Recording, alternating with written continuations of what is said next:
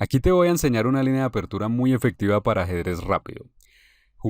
Abrimos con E4 y cuando nuestro oponente nos responda con E5, vamos a jugar D4. ¿Quién no ha jugado el gambito danés?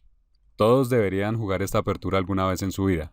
Y si tú que estás viendo esta lección ya has jugado el gambito danés, quédate porque te voy a enseñar una línea que te va a encantar.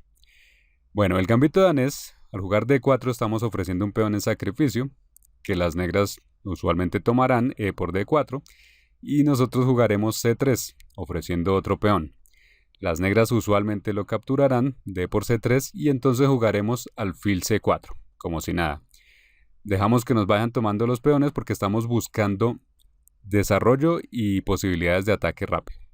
Después de que las negras acepten el otro peón, C por B2, ahí sí tomamos alfil por B2, y llegamos a un punto donde hemos sacrificado dos peones a cambio de desarrollar dos piezas. Tenemos dos alfiles ya apuntando al flanco de rey. Dos peones por desarrollar dos piezas.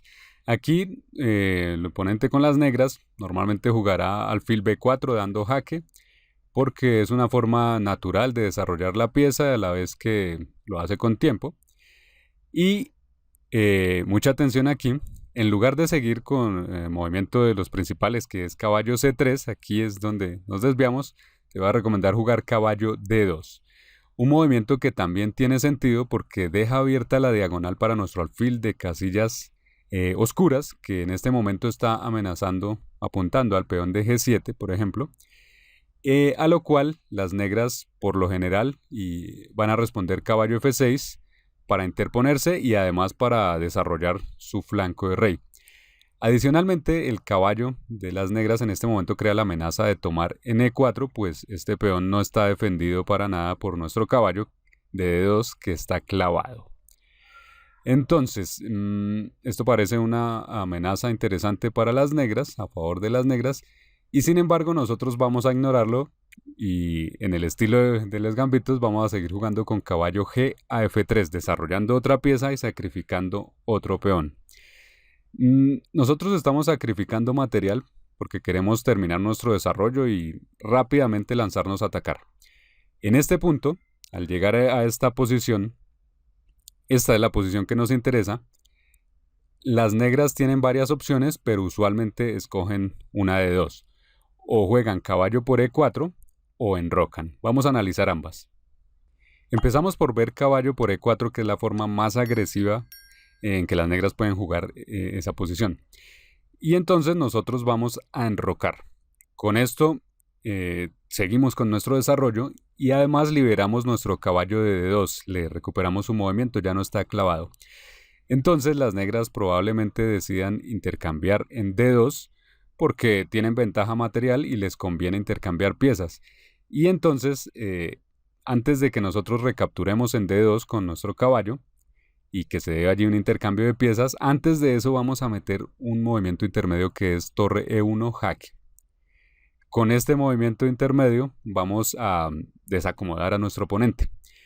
Entonces, nuestro oponente estaba esperando que simplemente tomáramos en D2 y listo. Pero aquí lo obligamos a cubrir con alfil E7 para no perder su derecho a enrocar. Y entonces tomamos el caballo, sí, pero con la dama. Donde finalmente conseguimos una posición que hay que observar detenidamente. Tenemos una posición perfecta. Hemos puesto en movimiento todas nuestras piezas y mientras tanto veamos que todas las piezas de las negras están durmiendo, están en sus casillas originales. A excepción del alfil, que por cierto está clavado en este momento. Esta es la única pieza que se ha movido para las negras, de resto todas sus piezas descansan. Y nosotros ya estamos listos para lanzarnos a atacar el flanco de rey. De hecho, nuestro alfil está apuntando a G7, está amenazando con tomar allí y entonces probablemente las negras van a enrocar. Y aquí se inicia un ataque feroz que las negras no pueden contrarrestar. Es un ataque que nadie se espera porque calcular todas las líneas que siguen no es una tarea fácil ni siquiera para un jugador avanzado.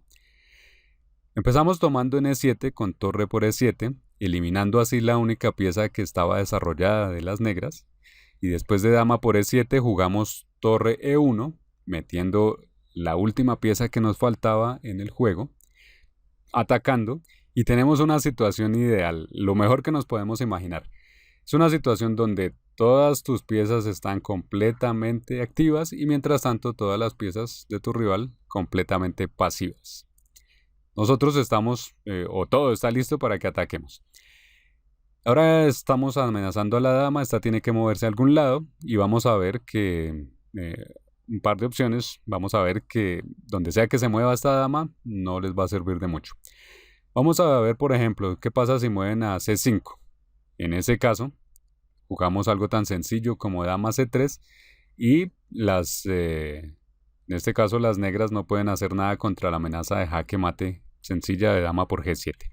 Entonces dama C5 no soluciona nada y por ejemplo dama D8, por ver otra opción, también es muy pasiva. Sencillamente jugamos caballo G5, bueno, pues se protege la dama, es cierto, la dama negra, pero entramos con caballo G5, acercando el caballo aún más al rey enemigo. Este caballo entonces ya empieza a tocar aquí casillas críticas como F7. Y después de que las negras hagan algo como puede ser caballo C6, entonces todo está listo para que rompamos la defensa, la poca defensa que tienen ya las negras de la posición. Hacemos caballo por F7 tomando un peón clave, que luego de torre por F7 podemos seguir con dama D5 aprovechándonos de la clavada que hay sobre la torre en la diagonal, detrás está el rey, y estamos amenazando con dama por F7 y dar jaque mate muy pronto. La única forma de protegerse aquí las negras es con dama F8 y esta posición es un buen ejercicio. Por favor observa y encuentra cuál es el mejor movimiento para las blancas. Aquí esto es una posición ganada, pero hay que encontrar de todas formas cómo dar el golpe final. Ahora vamos a pasar a analizar la otra línea que también se puede dar en tus partidas. Rápidamente veamos qué nos dice la base de datos sobre la efectividad de esta línea que te estoy recomendando.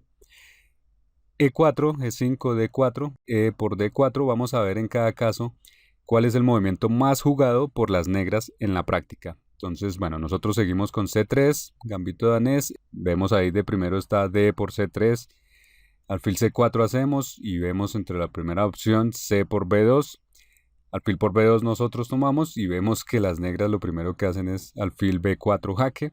Y aquí nosotros, sí, bueno, nosotros no vamos a seguir por la línea principal, sino que jugamos caballo D2 y vemos otra vez que la primera línea es caballo F6 para las negras, donde luego, de entre todas las opciones que nos dan aquí, nosotros vamos a jugar caballo F3 y nuevamente vemos que las dos primeras líneas más jugadas por las negras son enroque y caballo por E4.